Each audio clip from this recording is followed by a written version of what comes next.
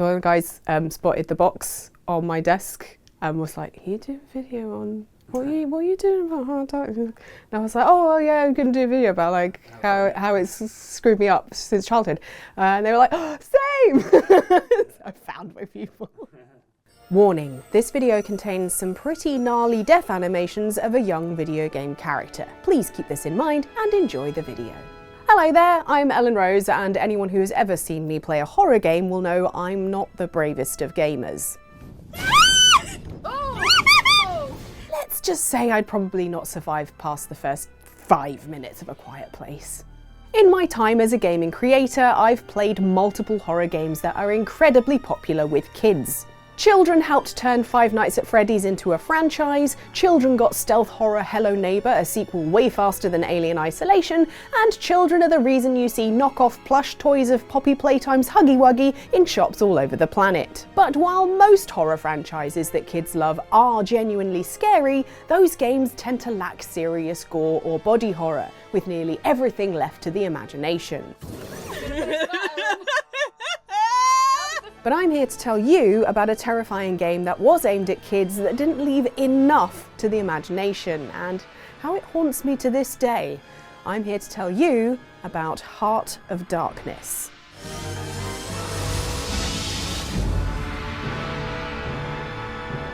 The video game Heart of Darkness was created by French developers Amazing Studio and published by Interplay and Infogrames for the PlayStation 1 in 1998. It shares a name with, but is not based on, the 19th century novel by Joseph Conrad. And more's the pity, because then I might have learned something about European colonialism in Africa and not just been left with decades of nightmares. Heart of Darkness was promoted as a cinematic platformer, but proved not to be very cinematic as shown by these poorly aged 90s CG cutscenes. Just get in there! Oh wow! Afraid of the dark? The game follows the story of a young boy called Andy, whose dog gets kidnapped by unknown horrors during a total eclipse.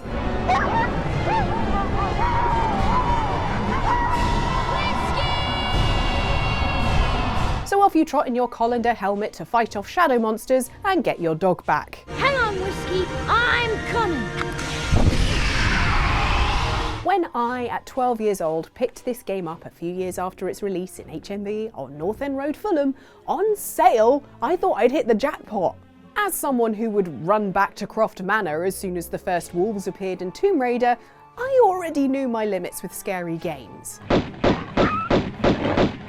But looking at this box, there was a cute kid with a cute dog and a shadowy monster that looked like a scary boss that I'd hopefully be brave enough to fight by the end of the game. And right there, putting my mind at ease, was an 11+ age rating, lower than Tomb Raider's 15 rating, and, importantly, a sign that it was safe for me to play. I bought it, went home, booted the game up, and not long after the intro cutscene ended, saw this.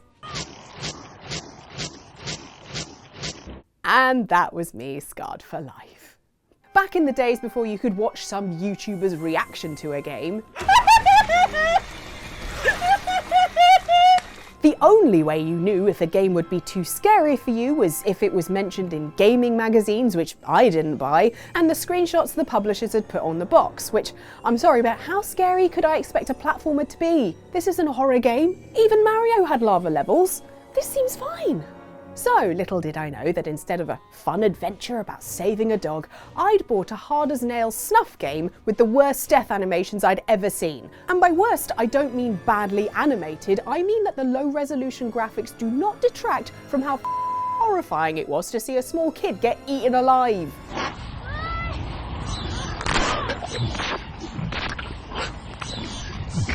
I kept giving the game one more try and was gradually getting further along, but every time little Andy was scooped up off his feet and into the maw of a creepy chittering shadow monster, the game quickly chipped away at my desire to play it.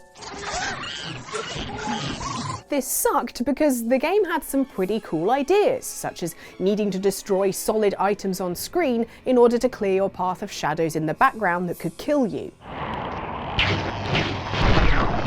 But then you'd get to an area where a ton of enemies would pour onto the screen, and all you could do was try and shoot them all as quickly as possible before you got swarmed and, you guessed it, killed horribly. Eventually, I'd had to watch so many unpleasant game overs that I gave up completely, and the game sat on my shelf, never to be played again. I didn't return it in hopes that I'd be brave enough to give it another go when I was older, but even once I reached adulthood, I'd remember those death animations and think, nah, I'm good. Years later, now in the games industry myself and constantly writing or chatting about games that I've played, I decided to see if anyone else remembered this absolute nightmare fuel, and sure enough, I found forum posts, playthroughs, video essays, and most notably for me, death compilations.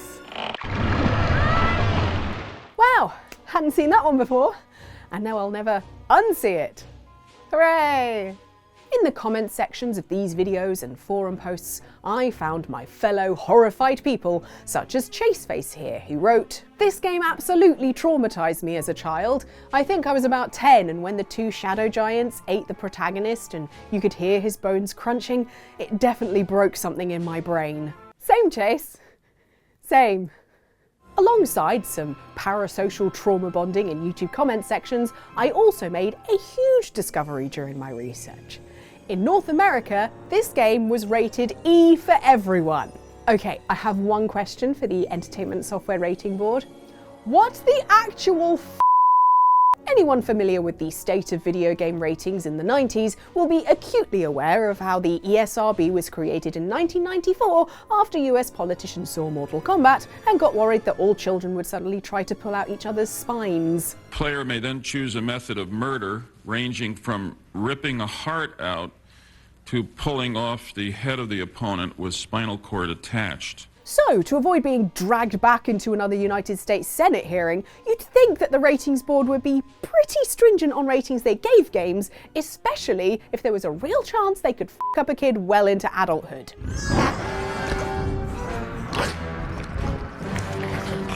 But it seems that for the ESRB in the 90s, having your spine pulled out of you is fine as long as it's done off-screen in the digestive tract or whatever horrible worm monster pulls you into this hole. The board may have assumed that the child protagonist meant that this was a game for kids, and the lack of obvious on-screen blood may have blindsided those tasked with properly rating this title. Although, if you look at when Andy gets eaten, not all of those red pixels are from his scarf and shoes. Plus, despite no blood being on show for most of these animations, you usually hear plenty of bones breaking and see a young boy, or at least the parts of him still visible, go tragically limp. Another thing I'd pit against the game's age rating is the extremely high rate at which these animations occur. Heart of Darkness is not a fun 90s platformer like your Marios or your Sonics, but as mentioned previously is a supposedly cinematic one. It is puzzle-focused, but still requires delicate timing as you traverse the environments while avoiding monsters. As a result, this is truly a trial-and-error game, as many games were back in the 90s when runtime was padded out via player frustration. Even a GameSpot review at the time mentioned it was a bit short and a bit frustrating. Players in modern titles like Poppy Playtime can get stuck on puzzles or caught in a chase sequence one too many times, and the experience can veer from fear into annoyance if it's not balanced correctly. Come on! If you fail once, that's it. Okay, well that's not fun. But the developers at Amazing Studios thought nothing of players failing over and over in Heart of Darkness, or how this would mean that they'd see their horrible animations over and over. If you're a kid playing through the entirety of this game without a walkthrough, you could end up seeing those death animations dozens, if not hundreds, of times. Although the game did apparently take between 5 and 7 years to make, so maybe they wanted to make sure you definitely saw those animations they worked hard on.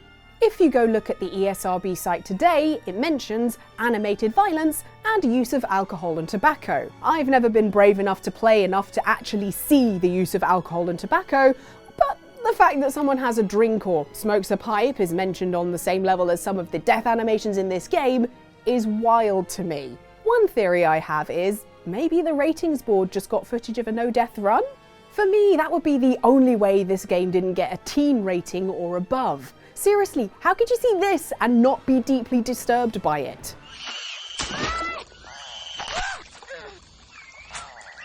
I decided to test this theory with my colleagues by showing them some of my least favourite death animations from the game.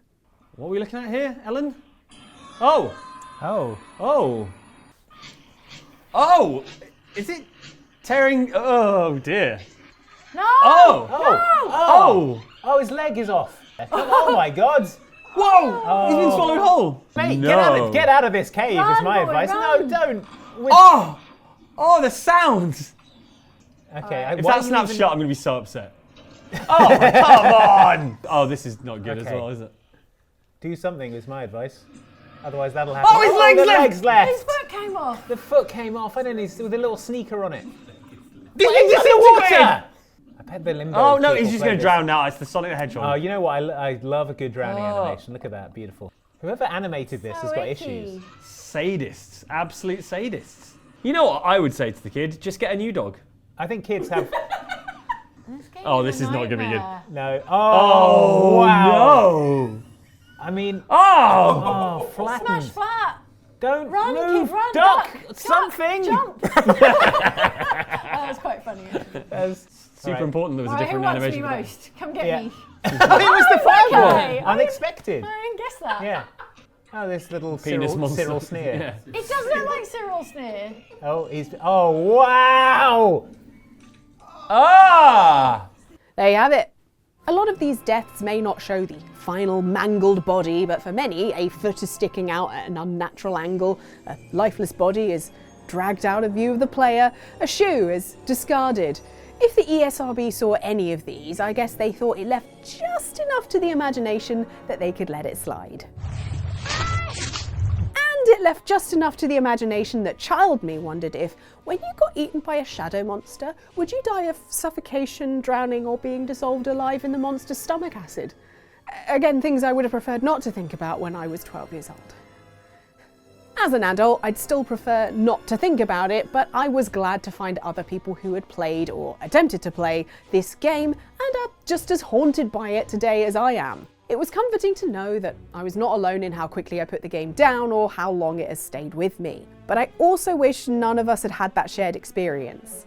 Please think of the children has historically been used to excuse all sorts of weird overreach with media classifications, but in this case, I really wish us naive kids had been steered away from seeing some of that stuff until we were a bit older. Years after playing this game, I ended up working in an HMV myself, giving advice to parents on what games to get their kids for Christmas and asking for ID from the kids stupid enough to try and buy Grand Theft Auto 5 while wearing their school uniform. It's an 18. You're clearly not 18. I didn't just ask for ID because I would have got fired if I didn't. These age guidelines aren't perfect, but they are helpful. Poppy playtime is scary to adult me. Being chased by monsters in those dark corridors makes every part of my being go nope when I'm playing it, but the game will never haunt me like the deaths in Heart of Darkness still do. Oh my god! Oh my god! No! Oh my god! Let me out! Let me out! Let me out! If I die in Poppy playtime, I scream at the jump scare, laugh, and try again. When I died in Heart of Darkness, to quote Chaseface, it definitely broke something in my brain. So that was a look at a game that I played as a child, and it still lives rent-free in the haunted basement of my mind palace. Have you ever played this game? Were you even younger than me when you experienced the worst death animations the 90s could offer? Were you a poor North American child that they were like, yeah, you can play this? Let's create a little support group section in the comments below. And if you've never seen any of those animations until today, I'm sorry, but I did warn you at the start, so you can't get mad at me. So yeah, so messed up. Free 3D glasses for the finale, which I never got to. But Anaglyph 3D glasses, like red and... hell yeah. Oh, wow. Look at them. They still work.